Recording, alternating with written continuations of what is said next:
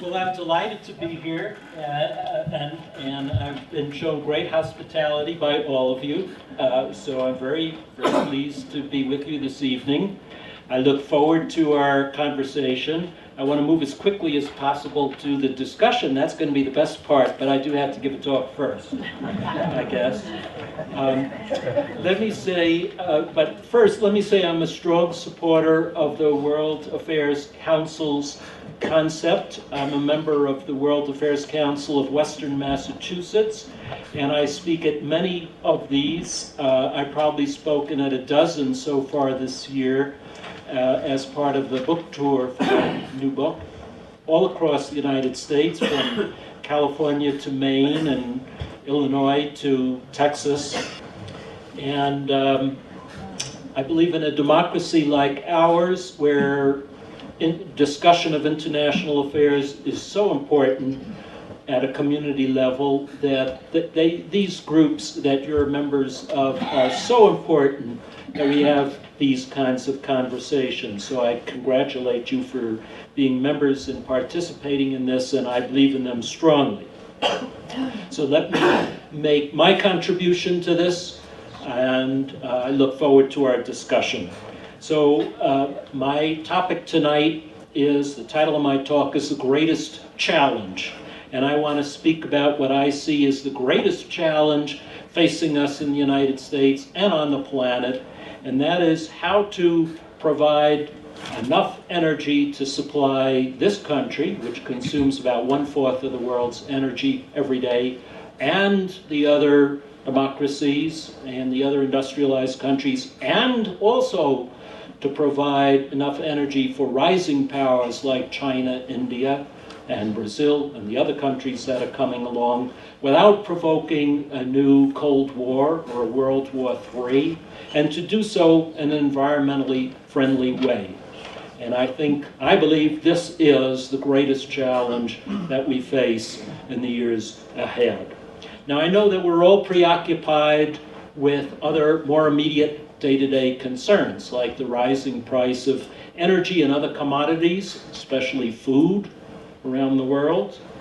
Issues like the enveloping financial crisis that's been reaching a peak in the past few days, like growing tensions with Russia that have gotten worse in the past month or so, and of course the issues raised by the presidential campaign. But I'd like to argue that all of those concerns in the here and now are related in some way or another to this larger issue that I described. Obviously, rising price of gasoline and other energy products is directly related to the competition for energy between the United States and especially China and other rising powers. This is so because the supply of energy is simply not growing fast enough, and I'll talk more about this in greater detail.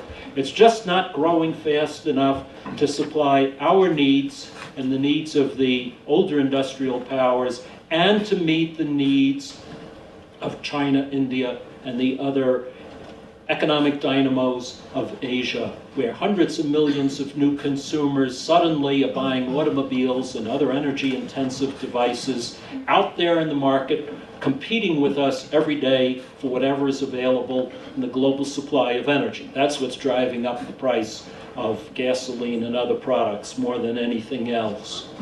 So that's tied to a larger energy equation. The rising price of food and other basic commodities is connected to that, because production of food is largely dependent on pesticides, herbicides, artificial fertilizers, and of course oil for transportation and the mechanization of agriculture. All of this has been influenced by the rising costs of petroleum and natural gas. And other consumer products are connected to the rising price of transportation fuels. I believe that the housing bubble that's burst and caused the economic meltdown that we're seeing is tied to those earlier causes, because in the past 18 months or so, American consumers, especially middle-class consumers, are trying to juggle rising variable rate mortgages and at the same time paying for higher costs of all the basic necessities of life. Many of them have been squeezed to the point where they've had to default on their mortgages, and one thing has led to another, leading to the housing crisis and now the financial crisis. Rising tensions with Russia are provoked to a large degree, I believe, by a geopolitical struggle between the US, Europe, and Russia over the energy supplies of the Caspian Sea. Not the energy itself, but control over the flow of energy from the Caspian Sea to the west, a lot of which flows through the Republic of Georgia. And I believe that this conflict was provoked by a struggle between Russia, which wants to control the flow of this energy and have it go through its pipelines, controlled by Gazprom, and the US and Europe, which is trying to build alternative pipelines through Georgia, and Russia tried to stymie that effort by provoking this battle with Georgia. And the elections, I think, one of the major issues in the elections is the question of how we're going to provide for our energy in a climate-friendly way and reduce our dependence on foreign oil. And this is one of the principal issues that have arisen in the campaign. So all of these issues, I'm trying to say, are related to the larger issue of the global energy equation. And I'm trying to make the point that so many of the issues that we face and the concerns that we face in our life are tied to this bigger energy equation. And I think that the more we look into the future, the more we think about the life that our children and our grandchildren, those of us who are middle-aged or older, and we're thinking about the future lives of our children and grandchildren, the more severe this energy crisis is going to become. And that's why I say this is the greatest challenge that we face. What we're talking about here is what I would call the global energy equation. So the question is, and what I want to address tonight is, first of all, what is the global energy equation and why is it deteriorating? Why is it becoming so problematic and severe? So first, what do I mean by the global energy equation? What I mean by that is, what is the demand side of the equation? Where is the demand coming from, and how is it expected to develop over the next 10, 20, 30 years, as far out into the future as we can project? Secondly, what is the supply side? What can we say about the future availability of energy supplies? What are the fuels that we can predict or expect are likely to provide our sources of energy in the future? How great is the supply? And we also have to look at the economic and environmental dimensions of that. What will it cost to expand the supply of fuels, particularly as we want to make a transition from existing fuels to more advanced fuels? What will the cost of that be? And obviously we have to worry about the global warming implications of the choices we make of these fuels. The more we go into the future and global warming becomes more severe. So that's the global energy equation. Why do I say then that it is going to become more severe in the future? Well, first let's look at the demand side of the equation. According to the US Department of Energy, we're facing the greatest increase in world demand for energy that the planet has ever seen. The Department of Energy predicts that worldwide demand for energy will increase by 50% between now and 2030. Just some of you are scientifically inclined. The number that they give is that world energy demand will rise from 462 quadrillion British thermal units in 2005 to 695 quadrillion BTUs in 2030, an increase of 233 quadrillion BTUs. To put this in perspective, 233 quadrillion BTUs, the amount that is expected to be needed over just 25 years, is equivalent to all of the energy currently consumed by all of North America, Mexico, United States, and Canada, plus all of Europe, plus Japan. So if you picture all of the power plants and all of those areas of the world, all the refineries, pipelines, electrical lines, nuclear reactors, natural gas facilities, all of that, and figure we have to somehow add that amount in just 25 years. That's what the Department of Energy says we'll need. Why do we need that? Because those of us in the older industrial countries, including the United States and Canada, Europe, and Japan, our populations are growing, our economic needs are growing. We'll need to increase about 20%, not so great an amount. We probably could manage that. But the big kicker here is the developing world. The Department of Energy predicts that the needs of the developing world, China and India especially, are expected to increase by 100%, will double in just 25 years because their economic growth rates are so great and because their populations in the hundreds of millions are joining the middle class in record numbers. This is a good thing, but many of those people are rising from a poverty level income to middle class standard of living, all buying cars and air conditioners all at once, and a huge increase in demand for petroleum and natural gas and all the other forms of energy, simultaneously producing this unprecedented demand, increase in demand for energy all at once. That's what's driving this vast increase in energy demand. So this is the challenge that we face. What is this going to cost? According to the International Energy Agency, the cost is expected to be somewhere in the vicinity of $40 trillion in approximate round numbers. This is the make it or break it economic challenge of the next quarter of a century. But I think that the economic challenge is the least demanding part. The real question is, where is the basic fuels, the raw materials to power all of these new power plants and refineries and reactors, or whatever we chose to use, going to come from? And here I think we have some serious worries. According to the US Department of Energy, 1/3 of the total energy supply in 2030 will come from oil. Another 29% from coal, and 24%, a quarter, from natural gas, nuclear power 6%, and that leaves about 8% for hydropower, renewables, and traditional fuels. Now, I have to say, this is a very troubling prospect.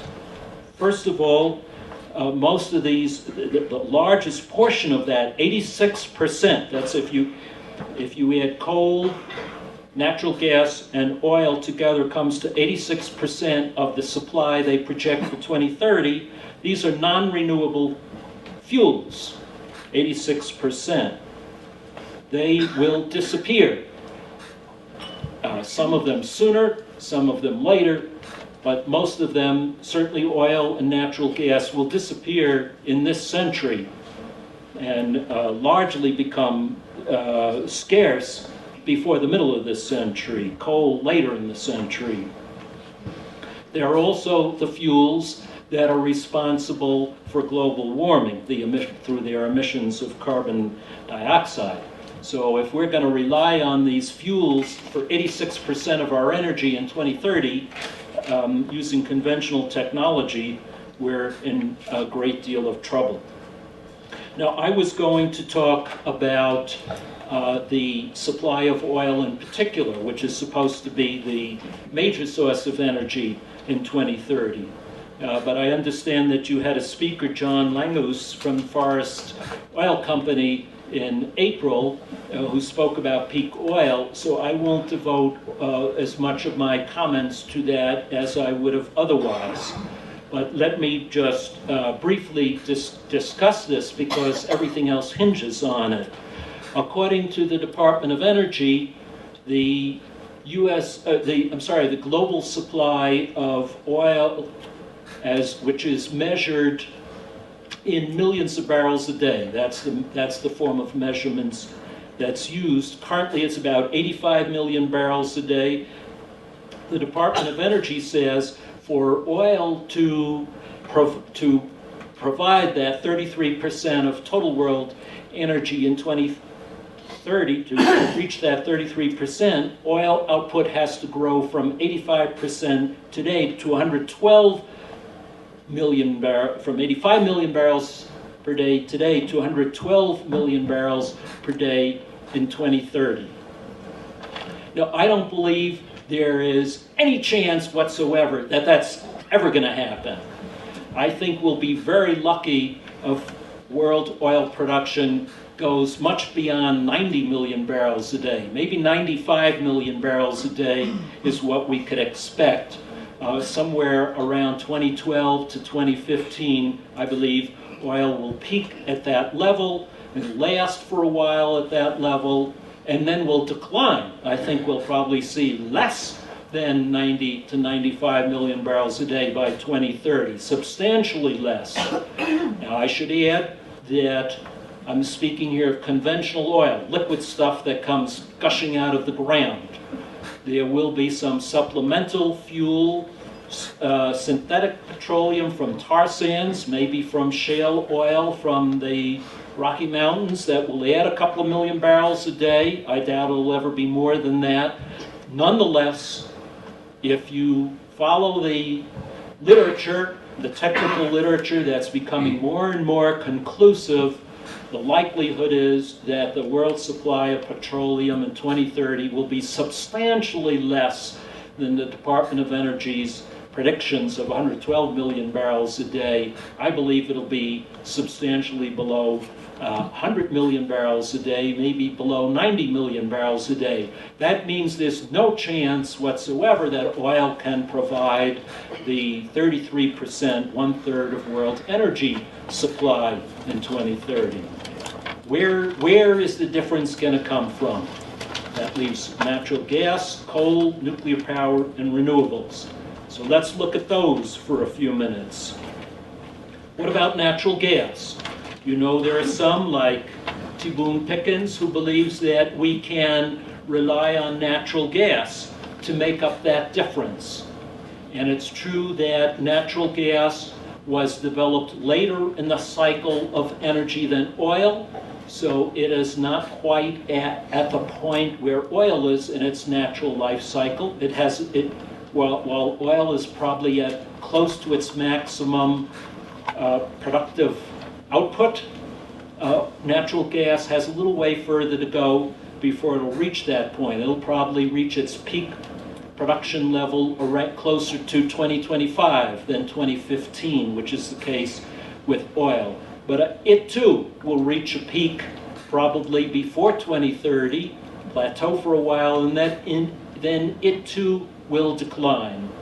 And I don't believe the talk that there's abundant supplies of natural gas in the world that will help make up the difference for the missing oil.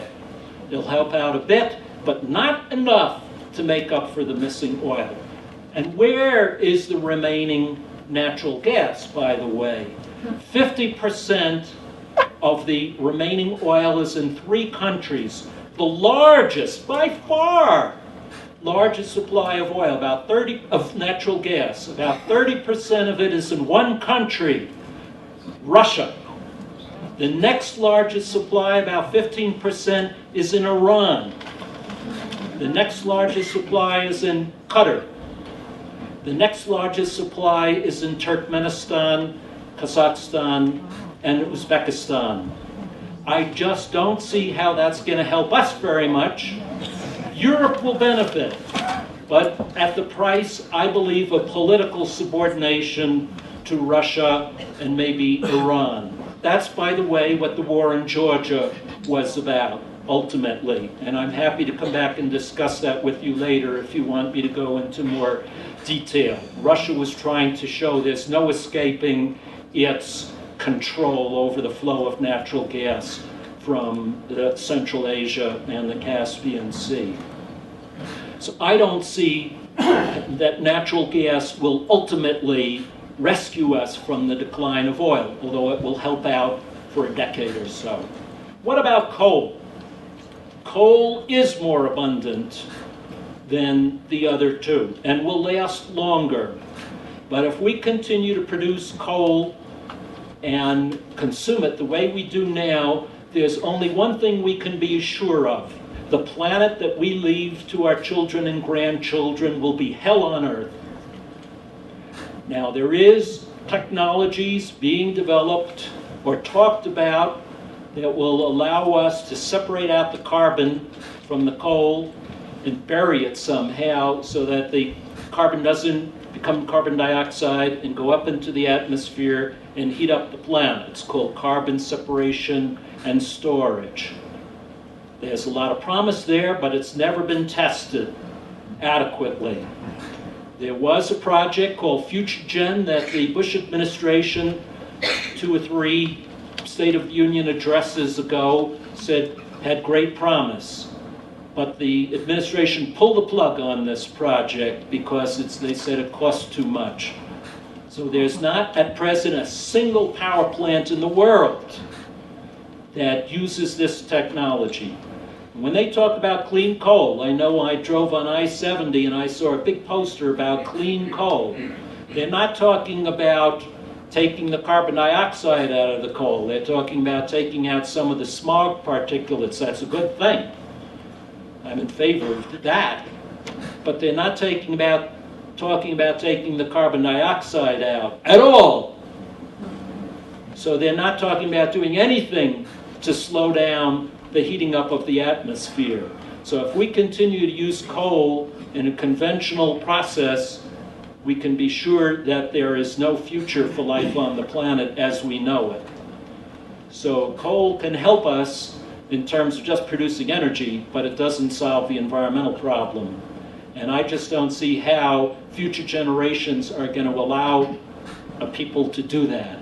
So I don't see how coal is going to help out. What about nuclear energy and renewables? I do believe that there'll be some more nuclear reactors built, but the cost of building them is rising so quickly because of all the technical problems and the unsolved problem of how to deal with the leftover radioactive wastes and the insurance costs and getting the regulatory obstacles overcome, that I don't see, certainly not between now and 2030, that nuclear power is going to solve our problem. And what about the renewable sources of energy? This is the great hope for the future. And we have to pray that our leaders are smart enough in the future to put the investments into these so that they will be the source of energy for our children and grandchildren, and they'll be available on a scale large enough to replace the others that we can't rely on anymore. But at the current rate of investment, they will not be available on a large enough scale when petroleum becomes inadequate to meet our needs. So what I could tell you, looking at this equation and jumping forward a quarter of a century, the planet will not have enough energy to satisfy the needs of all the consumers that will need this additional energy. So what can we expect? And that's really more what I want to spend some time on. What can we expect in political terms?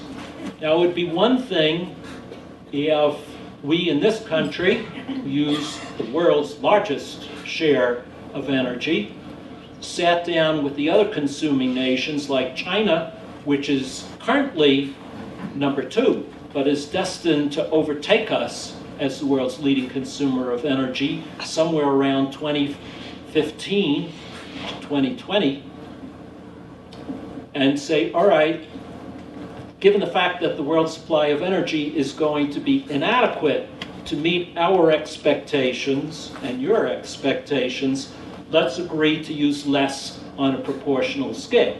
Everybody cut back their expectations. I don't think that's going to happen. Or at least that's not human behavior as we know it. What's going to happen instead? Well, we could see what's happening. What's happening is that the US and China and other major consumers are beginning to stake out what remains of the world's energy supply and try to gain control of it using any means necessary. Economic is the preferred means to buy it up. And the US and China and India and other countries, Japan, the European countries, are trying to buy up every remaining untapped supply of oil and natural gas and uranium left on the planet. You could see this in Africa, which I've examined closely. They're fighting fiercely to buy up remaining oil fields and natural gas fields. That's partly why prices have risen. That would be fine if they confined their competitive struggle to the economic dimension. But they're not confining we're not confining our competition to economics alone. We're all using as well political, diplomatic, and military means. And that's what should have us all worried. Now, the use of political and diplomatic and military means to secure oil is not a new concept. The British began this when Winston Churchill was the first Lord of the Admiralty before World War I, when he converted British warships to oil and nationalized what was then called the Anglo-Persian Oil Company, now known as BP, and converted Iran into a virtual colony of the British Empire.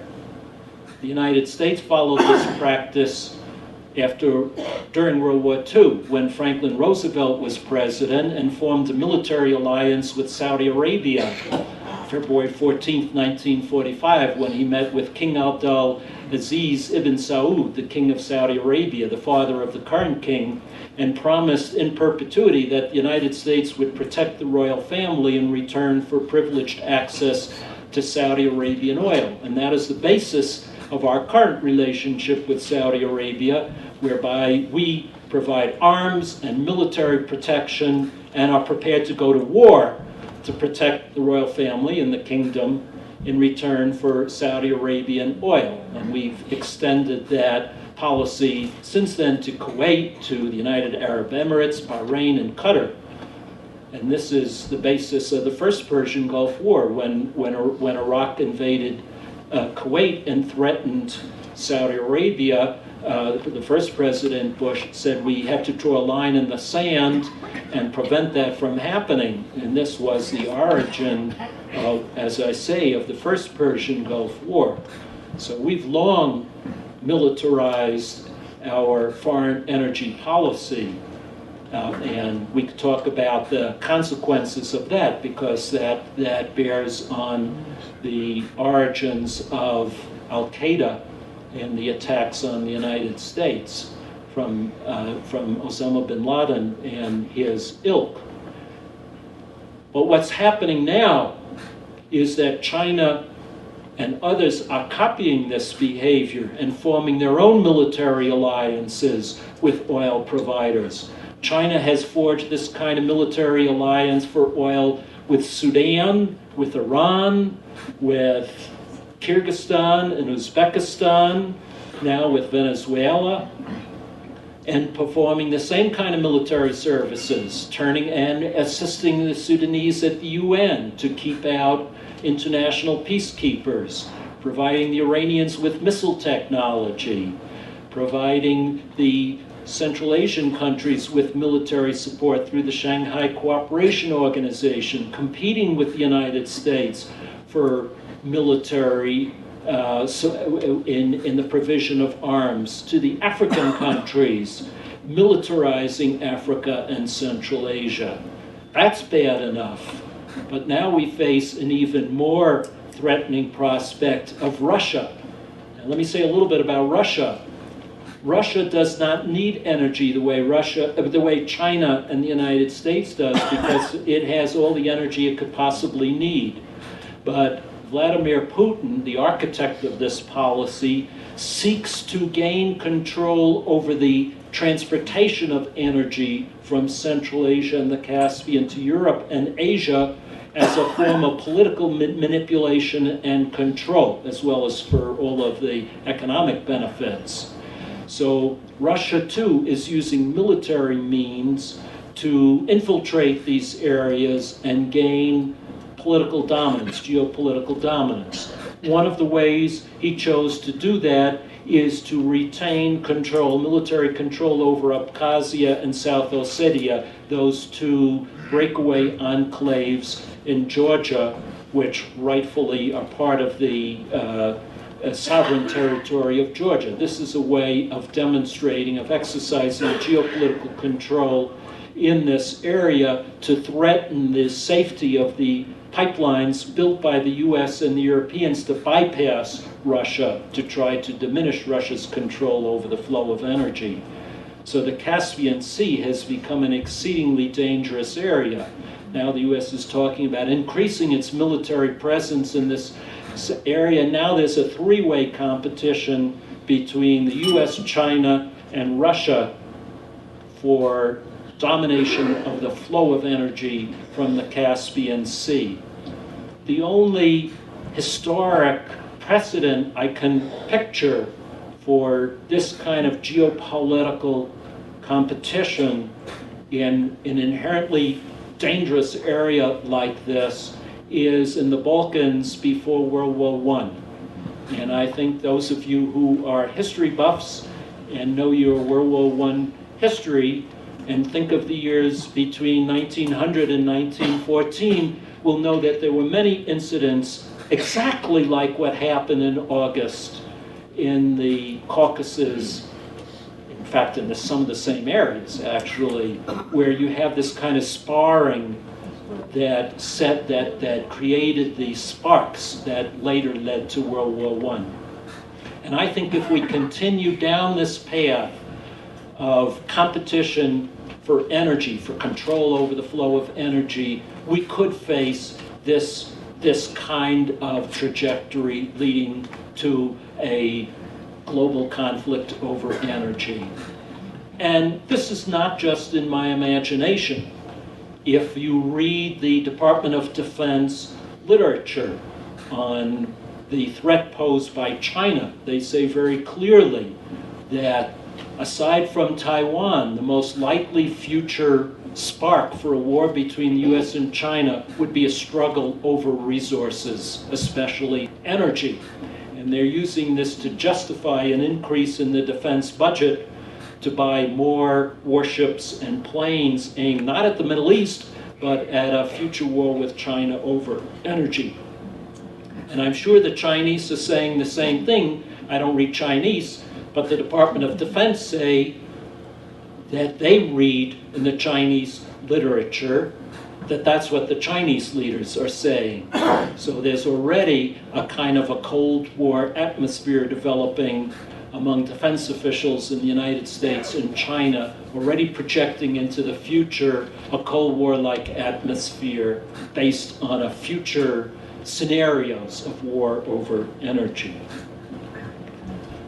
All of this, if this becomes the future, will consume so much money that we won't have the funds that we need to develop the energy alternatives that are essential. So how do we get ourselves out of this? And that's what I want to address in my remaining minutes up here at the podium before I take your questions and comments. Clearly, the path that we're on, and not just us, when I say we, I mean everyone on the planet, the path we're on is one that I think is headed towards disaster, environmentally, politically, militarily, economically. We need to move to an entirely new energy paradigm.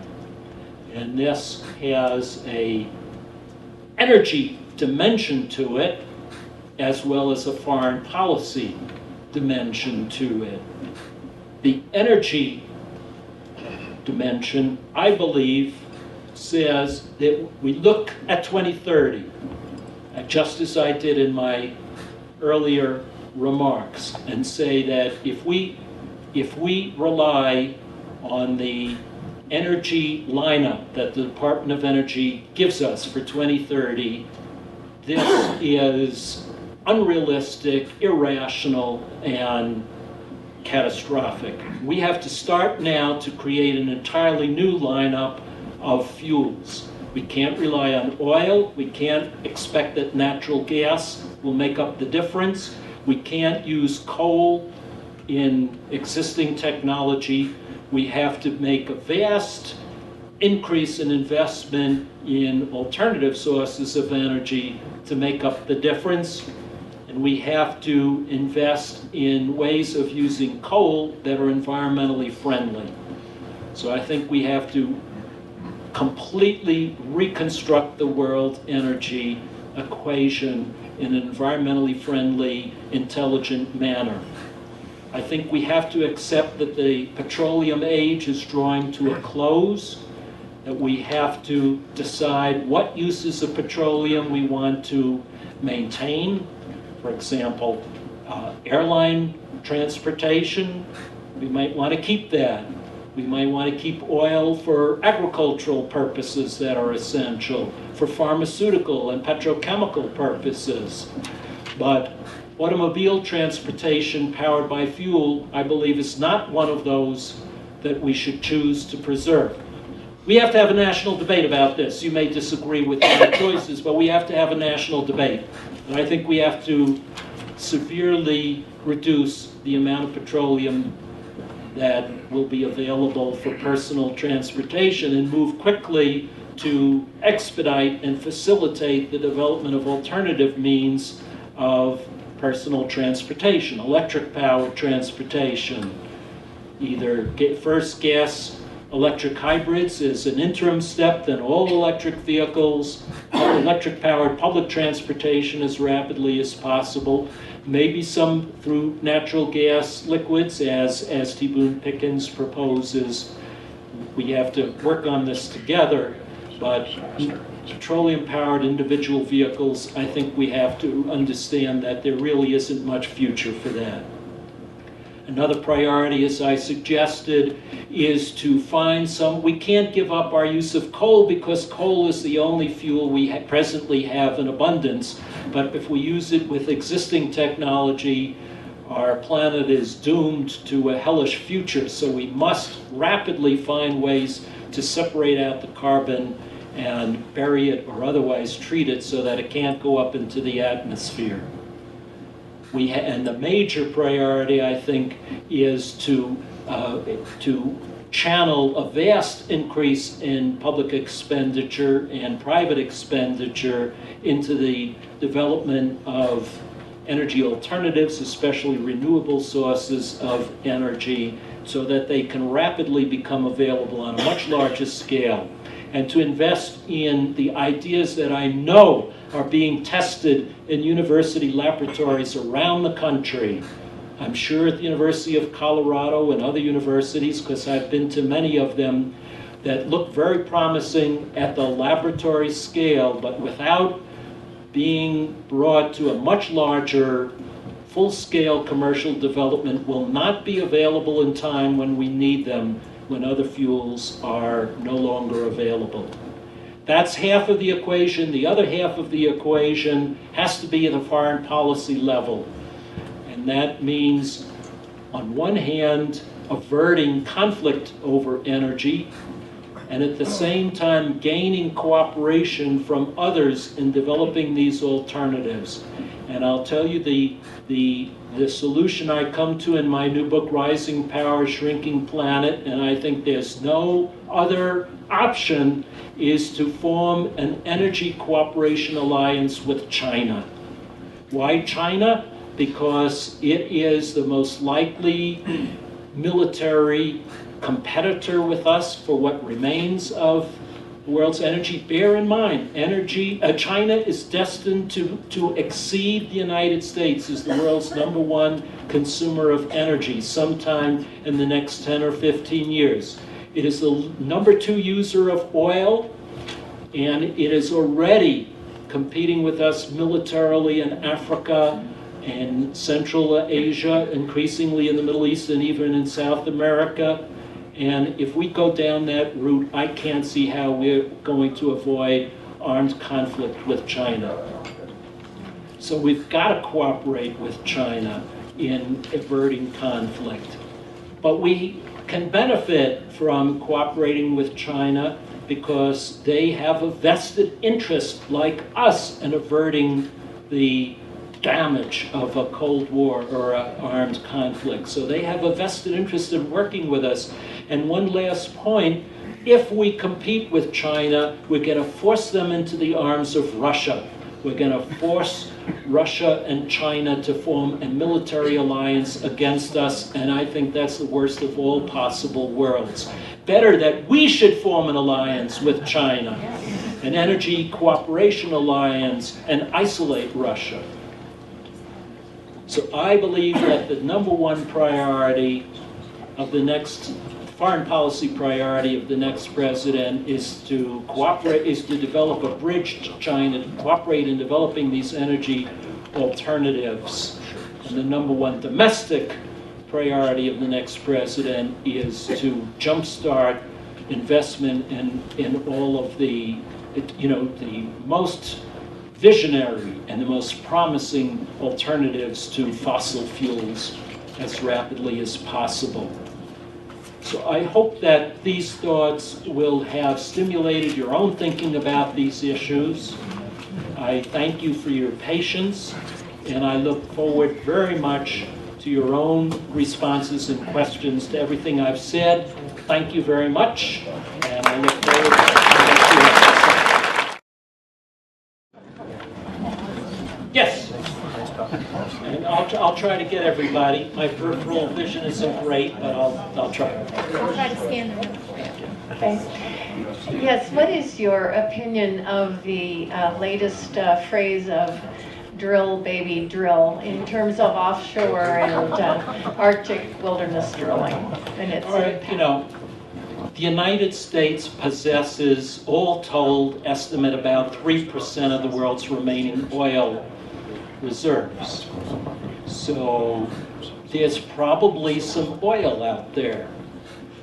By the time some of that becomes available, the cost, as I understand, your previous speaker, John Langus, spoke, gasoline will be about $10 a gallon in 10 years.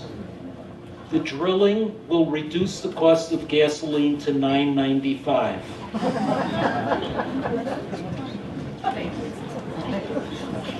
Could you talk a little bit about the recent arrangement or treaty between India and the United States about the development of nuclear power there? As I understand it, the Indian government is essentially going to be allowed to develop nuclear power and trade in nuclear materials while not being a signatory to the Non-Proliferation Treaty.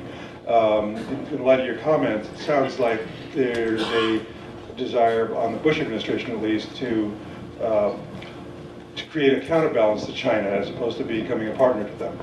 Yes, this is a question about the U.S.-China nuclear agreement. U.S.-India nuclear agreement, I'm sorry. I write about this in my book, and I do believe that, I call this the Cheney-Bush administration when we're talking about this issue, because I think it's Dick Cheney who is the driver of a lot of this. He's played a big role in formulating U.S. geopolitical strategy. And I believe that, as you hinted, that this was primarily motivated by a desire to bring India into a U.S.-led anti-China coalition. Now, and there's a lot of evidence for that, because when President Bush went over there and signed it, in the statement that he signed with the Prime Minister of India, he said this was part of a strategic alignment between the U.S. and India. It wasn't only about energy, it was a larger strategic alignment. And it was interpreted in the Indian press as turning India into an ally of the United States, with an anti-China character to it, which is why many of the left-wing parties in India in the coalition opposed it up until the very last minute, until a week or two ago. So yes, I think that was the intention. Now, India desperately needs more energy. And there's another component to this. The major plan that the Indians had to increase their supply of energy was to build a natural gas pipeline to Iran. So another part of this was a sort of tacit promise by India not to build the so-called peace pipeline, because the pipeline would go through Pakistan on its way to India, and this would also be part of a rapprochement between India and Pakistan. So I think it's highly reprehensible that, in the interests of promoting the geopolitical designs of the Cheney administration, that it sabotaged an opportunity to overcome decades of hostility between India and Pakistan. That was a very interesting question. Given that neither of the political parties, and it seems the bureaucratic staffers as well, based on what you said regarding the Department of Energy estimates, have bought into really the idea of transforming the United States to a renewable energy economy, what type of event do you speculate could bring about the paradigm shift that obviously hasn't occurred yet, to really move in the mainstream, and the government's really the only folks that have the money to do anything about it, to move them towards action on these issues? Well, it's going to happen by people in power being thrown out of power. This is the short answer. Now, this is happening at the local level around the United States, and it's working from the bottom up.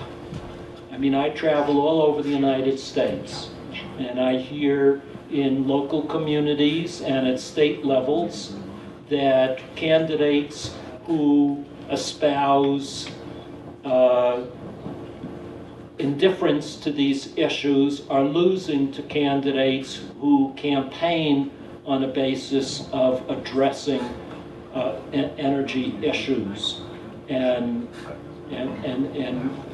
who support public initiatives to increase renewable fuels. You know, like look at California, where the Republican governor has been forced to embrace very substantial efforts for increasing the amount of energy that has to come from renewable sources of energy, because he understood, Schwarzenegger, that he couldn't be elected or re-elected unless he moved in that direction.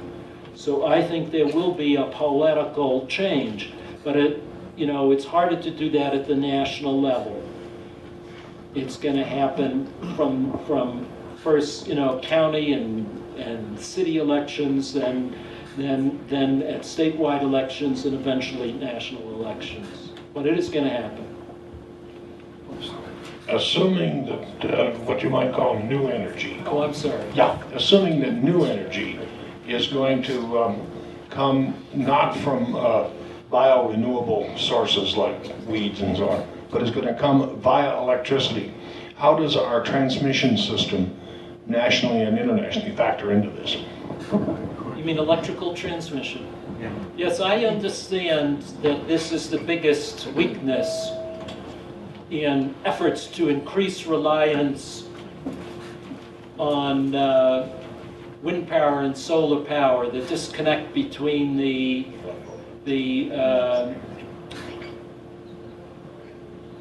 location of the most promising sources of wind and solar and the distribution of transmission lines.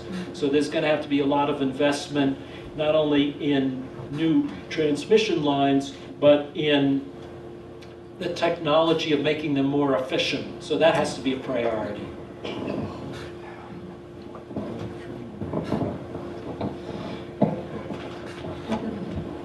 All right, so relating to the political and economic ties with oil-bearing countries as of now, sir, you stated that we are currently protecting royal families of such places as Saudi Arabia, Kuwait, and Kuwait, and Qatar. Qatar, and UAE, and all that.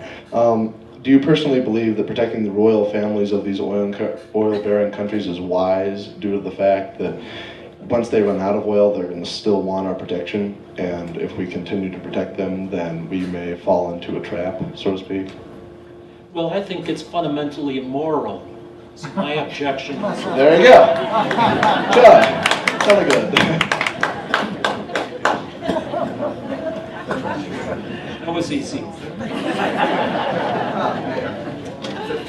Follow up on that question, what type of a geopolitical trap might that lead us into as we start to reach this peak oil if we continue these alliances? Well, the clearest one is that we were attacked on September 11th, 2001, because the fundamental energy, I mean, I'm not trying to defend, to defend the horror of what happened, but the energy that Osama bin Laden tapped into in recruiting the people who carried out that attack was hatred of the United States for support of the royal family. Hatred of the royal family to begin with, because they're seen as corrupt and anti-Islamic because of their corruption and the fact that they, the Islam, especially the kind of Islam practiced in Saudi Arabia, is meant to be very ascetic and on the opposite of conspicuous consumption, and the royal family is believed to have lost its mandate to rule, and the United States is held responsible for keeping them in power all these years. And it's the hatred of the royal family and our support of the royal family, which was the basis upon which Al-Qaeda was created. So one of the consequences of this practice that you asked about is it generated some of the hatred against the United States. It's not our values that they despise, it is our relationship with these corrupt royal families and dictators. That's, according to social science research, is the primary driving force behind a lot of these zealots who come to attack us. Now, what was the rest of the question? I'm sorry. I think you answered it. Oh, okay. Which presidential candidate is or do you think will have the best energy policy? Well, let me say I've just done some research on the energy policies of Sarah Palin. And, if you look at Alaska as think of it as a oil state. In political science, where it's a petrostate, that's a social science term. She's a superb leader of a petrostate. She would be a catastrophe to lead a non-petrostate. She said that, it's almost an exact quote, we should not subsidize renewable energy.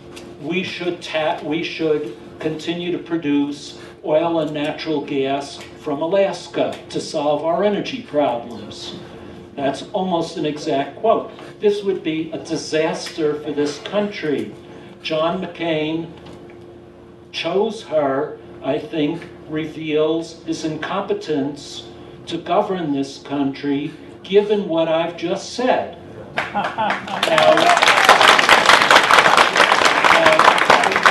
I'm speaking only on the basis of the issues which I feel competent to speak on. Some of you may have feelings about that other issues are more important, which I'm not competent to speak on. So I'm only speaking on what I said tonight, where I have 10 years of research on the energy dilemma that we face, which I believe requires moving away from reliance on oil and natural gas to renewable sources of energy, which will not happen without government subsidies and backing. And so a candidate who says we should not invest in this is not a good thing for this country. So I don't mean to offend anybody or question anybody who may feel strongly about McCain and Palin because they believe there are other things that are more important. I'm only speaking on those things that I feel competent to address. Thank you. This is a non-political question. Looking back at South Ossetia and Abkhazia, are there currently energy pipelines going from the Caspian Sea through those particular parts of Georgia, or is Russia's flexing of its muscle just for a power emphasis? And the second part is, are there any U.S. energy companies that are involved in that particular region? Yes. The BTC pipeline, Baku-Tbilisi-Ceyhan in Turkey, goes within a few miles of South Ossetia. It doesn't go through it, but very close. The city of Gori, where a lot of the fighting takes place, is where the pipeline goes, or very close. And the Russians did attempt to sever the pipeline. And U.S. companies, ExxonMobil is a part owner of that pipeline. This is an economic question. Given the imbalance between supply and demand that you outlined, and I guess was reinforced by the gentleman from Forest Oil, price is a natural rationer, if you will, of the energy. Do you see, like in the United States and in other places, kind of a movement to the urbanization, people moving in because they can't afford to be out? And what kind of pressures do you think that might create? Yeah, I mean, there is anecdotal evidence on the real estate pages of the major newspapers. People are moving from outer suburbs closer to public transit. So a lot of new projects, well, you see this like in Washington, D.C. I've read a lot about that, where the metro system goes. Places like Bethesda, Maryland has become highly desirable, and a whole lot of apartment developments, dense housing has developed around the metro stations. And people say we've given up our home way out in the suburbs because we don't want to make the drive and we can't afford the gas. So there is evidence of this. I don't know how big it is, but clearly that's the case. I do believe that, as I suggested earlier, that this was a factor in the housing crisis, that a lot of the, if you look at where the highest rate of foreclosures are, it is in counties that are furthest from central cities. They're in the new fast-growing counties, that are 50 miles from Washington, D.C., from Atlanta, from Dallas. They were all places that assume that people were going to drive long commute distances, and people just aren't going to make those drives anymore. So that's where the highest rate of foreclosures are. I'd like to go back to a subject you touched on, but it didn't go into any detail on, and that's the nuclear option for generating electricity. Many of our current nuclear plants are reaching or will soon reach their original projected age of usefulness. Now, I happen to have a close relative that works for Oak Ridge and is involved in that area. He has indicated to me that he expects that a considerable number of nuclear plants could get built in this country if we could deal with the regulatory issues. The technology exists, it's been used successfully in many, many countries. It seems to me that that option is an option that could be exercised rather quickly for us if we can get the regulatory issues in line so that it doesn't take 20 years to build a nuclear plant. I know that the issue of the spent fuel is an emotional one for everyone, but I also know that that project is currently being worked on, and there's great expectation that they will be able to reach a successful way of reprocessing that fuel without creating weapons-grade material. If that were the case, would you recommend that that be an option that the United States successfully or push very heavily for?